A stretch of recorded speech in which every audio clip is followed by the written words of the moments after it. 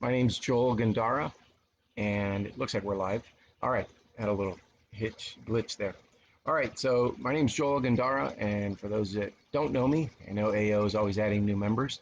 I let's see, what I do several things. It's hard to remember everything, but I own 14 different Shopify Plus websites. They're all in the apparel space. I do have investments in businesses that are outside apparel, so I'm not limited to just apparel, but I'm pretty good at that. I also work in logistics in the sense that we have our own fulfillment center, have been operating our own warehouse for about 15 years or so, and we do fulfillment for all of our own brands and as well as for other companies. Let's see, what else do we do? And I've been coaching thanks to AO. I started coaching a lot of great entrepreneurs, and that keeps me more busy than anything else. And it's really my passion. It's what I enjoy most, is working with people and helping them grow their business and their life, and just seeing things a little bit differently.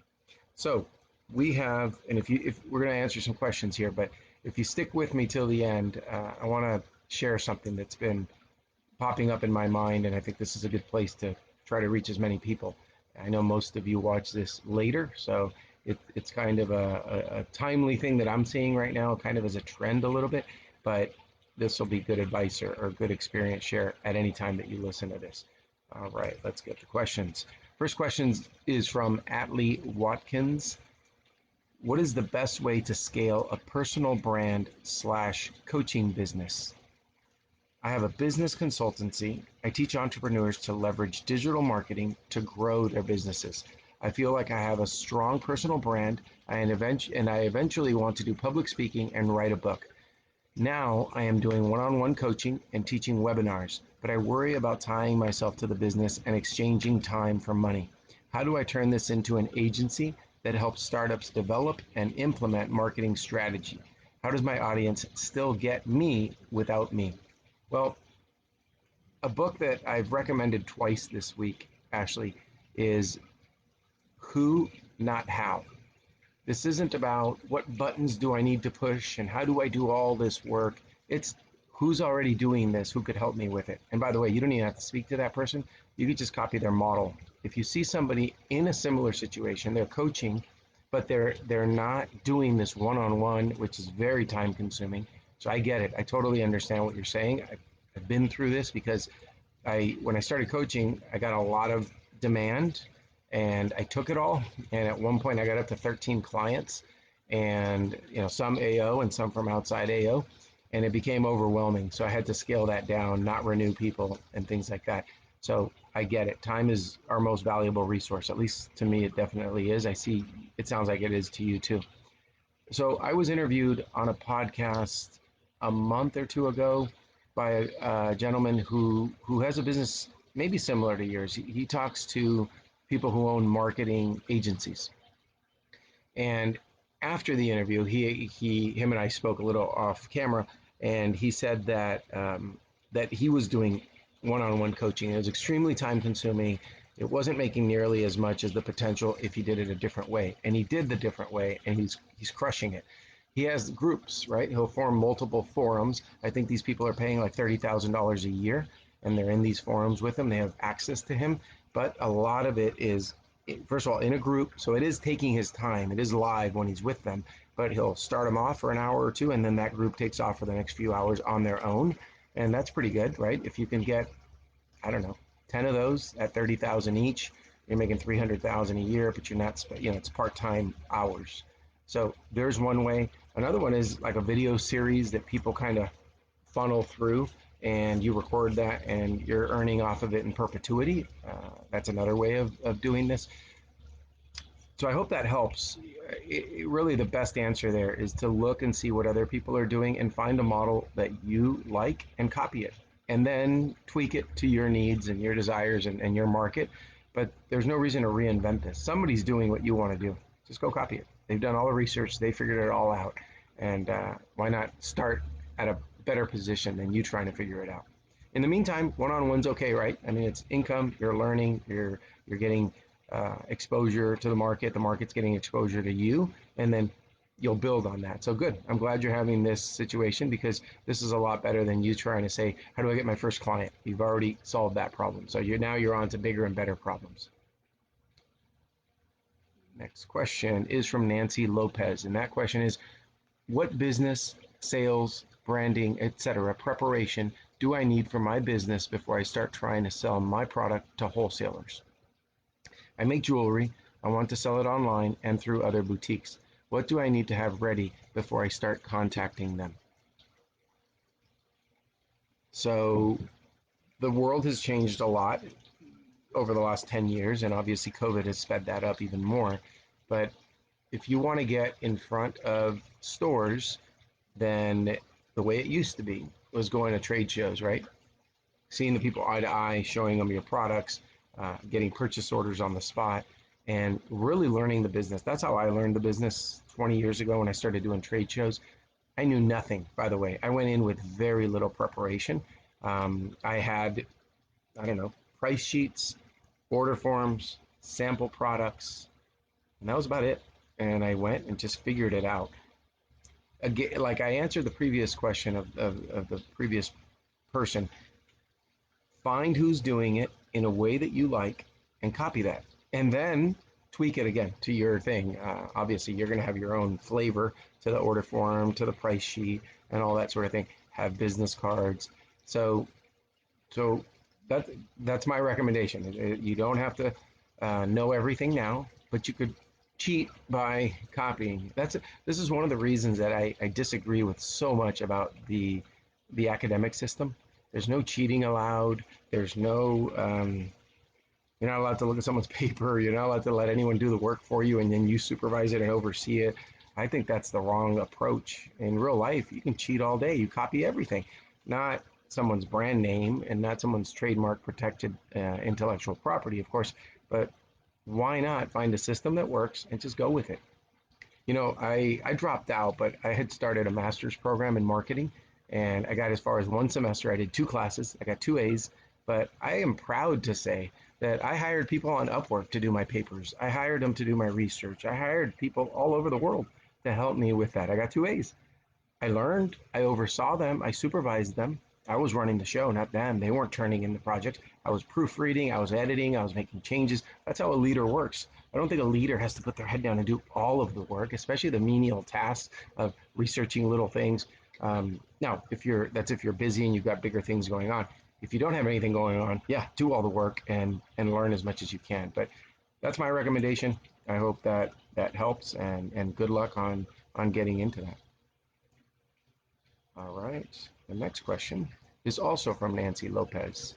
Do I have to choose to sell my products only online direct to consumer, or can I wholesale as well? And what should I look out for when doing so? Let's see if the description here is the same. I make jewelry. I'm struggling with who my ideal customer is. I want to sell direct online, but I would also like to sell through wholesalers who then sell to their customers, like a retail boutique. What should I take into consideration if I plan to do both? I 100% believe you should do both for two reasons. So I do both. In my businesses, we wholesale. It's not a big business for us now. It used to be millions. Now it's maybe 500,000 a year in wholesale. So that's come down for multiple reasons. One, we've bought a lot of our customers' websites. So we are the retailer now, direct to consumer. The other one is because people are going direct to buy things, right? If they buy something and they take it home and they see the tag, they go, oh, I like this brand. They're not going to Google the name of the store they bought it from. That's irrelevant. There's a million of those, but there's only one you. So we make sure that we brand our clothing with the website in the tag, in the care label, on the hang tag in the product, in the bag, everywhere. Our website is everywhere because we want that to be what the people remember and look for when they're looking for us. Otherwise, they'll just go buy it again from a wholesaler. So good thing is about a wholesaler, they'll buy in bulk. So you can knock out 1,000 pieces, 500 pieces, 10 pieces, whatever it is. It's not the one by one. It's a lot at a time. Also, they grow the market for you. When they send an email to their 100,000 customers and say, we're introducing a new brand, you just got instant exposure. It would have taken you years to get that. So a wholesaler will help you build your business. It's the reason that the people who I coach who are wholesaling, I immediately tell them, start focusing on direct to consumer because you're building someone else's brand. I mean, if they're retailers that are buying wholesale from someone else, you need to go develop your own brand and go direct to the consumer with your brand. So there's the other side. Wholesale helps you big orders, expose your brand by selling it, your brand wholesale to other stores. But then there's one downside there. Wholesale, normally you're going to give about a 50 to 60% off discount from the retail price. If you don't do that, nobody's going to buy. I mean, if you're giving 20 to 30 to 40% off retail, that's not enough margin for a boutique to buy your brand. So you're going to get half the money, right? And they're going to pay you later because most of them won't pay up front. If they're a good sized business, they're not going to pay you in advance. They'll probably tell you, we want net 30. So we want 30 days to pay you for your products. And that's not good. Sometimes they take 60 days. I've had some take 90. I've had to send some to collections. So those are all the downsides about wholesale. Direct to consumer, the downside is you're going to be doing onesies, right? An order of one, an order of two, all the customer service questions, right? Those are the downsides. But the upside is you get paid up front. You make a $500 sale direct to that consumer, the money's in your bank account before you've even shipped it, right? The other thing is that you're getting full price. You're going direct to consumer. Even if you took 20% off, this $100 item is now $80. That probably cost you 20 to make. You just made $60. That $20 cost item, you're probably going to sell to a store for 50. So you only make 30. I'm not writing these down, so I could be off on the numbers. But the point is, you get a lot more bang for your buck when you go direct to consumer. You're controlling the market. You're owning the client. And on email marketing, that's crucial because you want that consumer not to do a transaction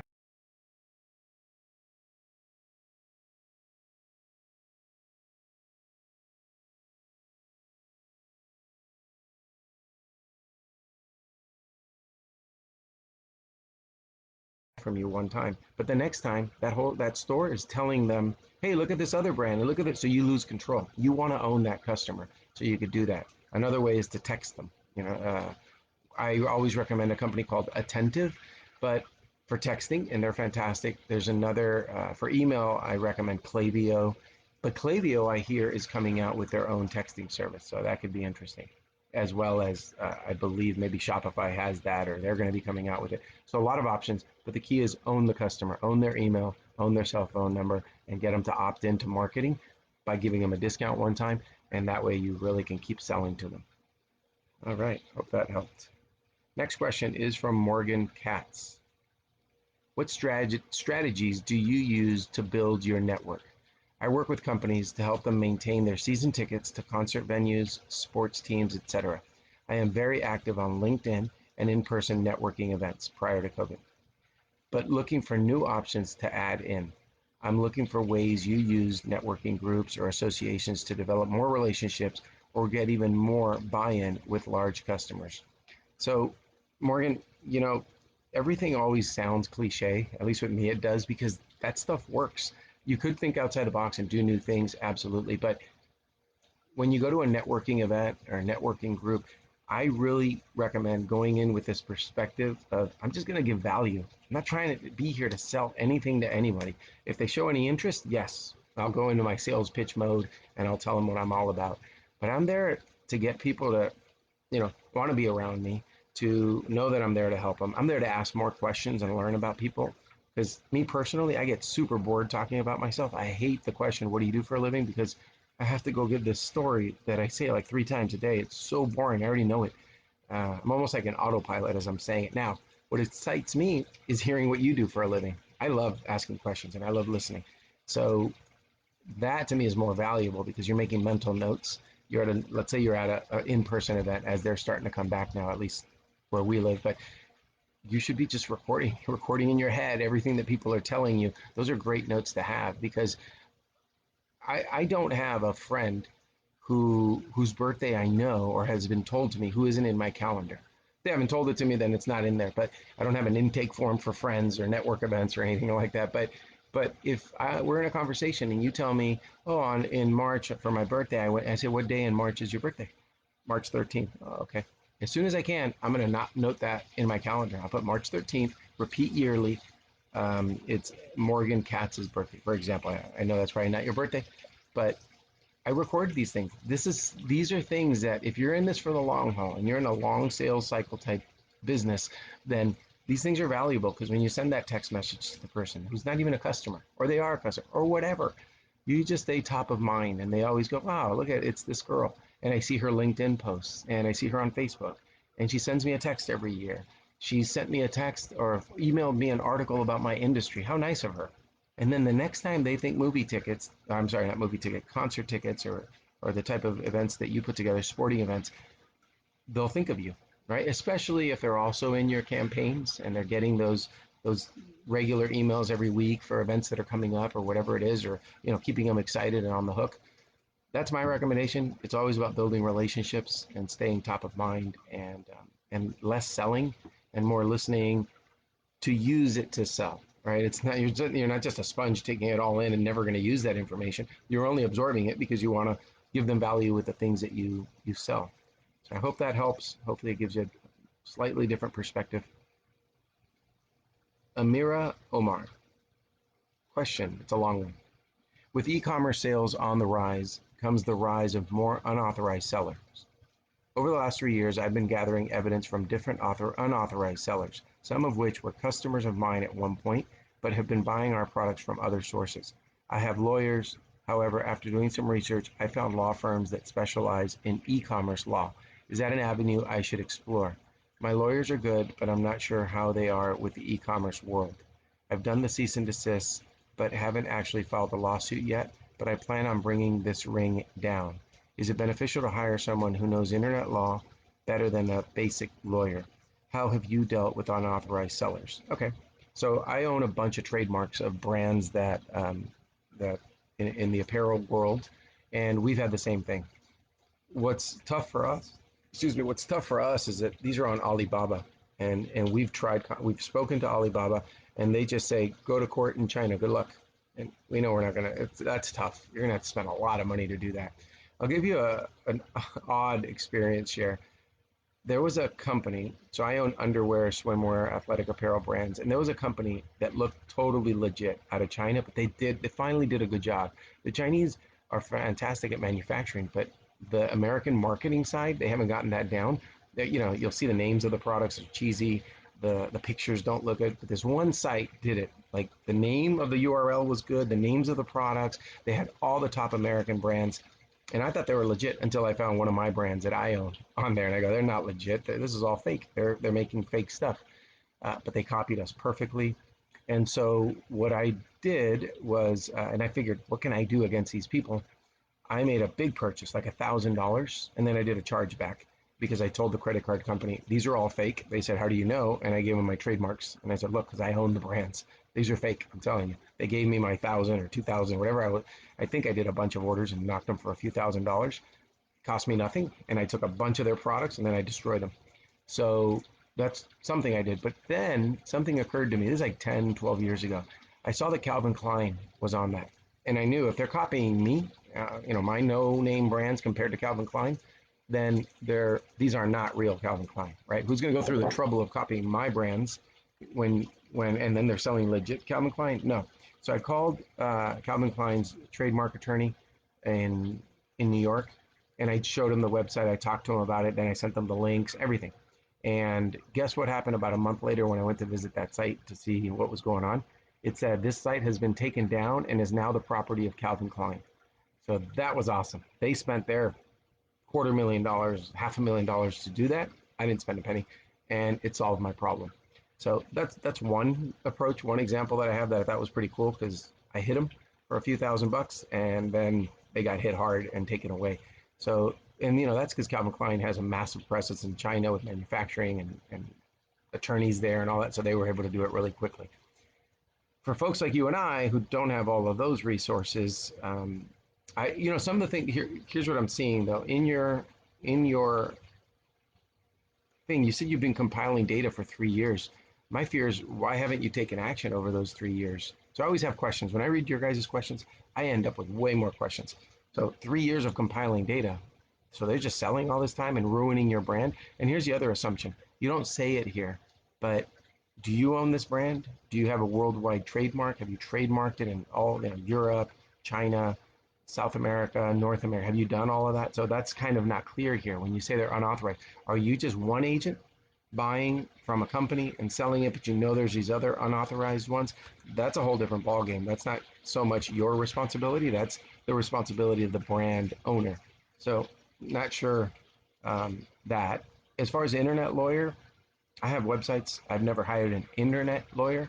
I have a fantastic lawyer that I really like, and that's hard to say because I don't really like lawyers. Actually, I don't like them. I deal with them. That's as close as I'll get to liking a lawyer. And you know, they've done cease and desist. They've helped us with a lot of litigation and different things as it's come up, and we've never had to go to court for anything. So I think that's a win, and I hope that helps. Like I said, there's more questions here from me now than answers. All right, next question is from, this is the last question, and then like I said, I want to share one thing before we go. Sam Nika, what e-commerce software and platforms do you recommend, and how do you research and choose? I'm in the beginning stages of learning about e-commerce, but I know it is the field I want to go in, whether I sell my own products or for someone else. I want to learn what platforms are best in class and what strategies you use to learn them and begin using them. I really appreciate your answering. Okay, Sam, I wouldn't worry about what platforms today. You have something much bigger on your hands. It's the product. The product is number one. I've seen people trademark, website, all this stuff, and they don't have the products yet. Get the products. That's number one. The rest will come. The rest, everybody does. Like I can tell you, Shopify is phenomenal. I like Shopify for managing your website, right? For what platform you're going to be on. Now, as far as picking software for your warehouse or inventory software, I'm developing one that we're about a month away from launching our beta version. I could talk to you about ours. I think it's the best in class, but it's not out yet. It'll be out in about a month or two. As far as emails, Klaviyo is good. Texting, I like Attentive. Customer service, if you needed to outsource that, I use a company who's based mostly in the Philippines. So there's a bunch of things that will come. That's not a problem. You focus on the product. And as far as selling other people's products or your own, because you do mention that, try to get your own products as soon as you can. If you have to start and learn off of someone else's products, nothing wrong with that. But don't think long term that you're going to have a business if you're selling, I don't know, these remote controls, but they say Samsung on them. You're just building a business for Samsung. You're doing transactions and making a little bit of money. That's not going to last forever. People eventually are going to go just direct to Samsung.com and buy from there. So yeah, build your own products if you can, and focus on that first before you worry about all the additional things. They'll kind of come as you need. Like I don't spend money until I have to spend money. But like I said, I see people jump the gun, and you say, well, that's not something you need for another year. Yeah, but I want to have it. Yeah, but it costs you $5,000. Wouldn't you rather use those $5,000 to do more R&D on products and get the real thing? Because otherwise, you're just going to skim through that and then jump into the business, and then you weren't really prepared. Think about how many businesses fail, and the reason that the owners always give for those businesses fail. I think most of the time they're wrong. When I hear, oh, this business failed, it was the market, the this, the that. When you dig a little deeper, you usually realize, well, they didn't do much research. They weren't sure. They did it all backwards. So hopefully that makes sense and you do it in the right order. All right, guys, thanks for those questions. So let's see, I wrote myself a note on a thought I wanted to share with you. This does not apply to all of you, but it probably applies to 1, 2, 3, 4, 5 of you. I don't know who you are, so I'm just going to throw it out there. When I was building my business, I did not take my foot off the gas. I was working from the moment I woke up to the moment I went to bed. I did not watch TV. I struggled. I saved. I invested. It's all I did. It's all I talked about. It's all I thought about. It probably wasn't fun to be around. I know I wasn't. I didn't go to parties. I didn't go to talk to people. I wasn't on social media.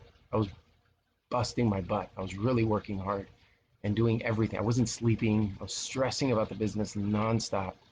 Fortunately now, I sleep 7 or 8 hours a night. I don't stress nearly as much, right? Like my anxiety, my stress is much more mellow. And I'm not barely working. But see, when I share that with people, I get the sense that they think, well, I want that, so I should be there already. It doesn't work like that. Don't take your foot off the pedal, off the gas, until you get to that point where you really are succeeding and you're making good money, and the business can operate without you. So that's the key. The business, if you're early on, or you're not there yet, you're not structured, you're not organized, you're not in control of your numbers, you're not in control of the processes, do not take your foot off the gas and do not take your eye off the shop, right? You've got to be there. You've got to catch all these problems. Over time, yes. And that's what I like when people are getting to that point, helping them now start letting go responsibilities so that they can oversee someone with a weekly catch up call, right? And that's enough.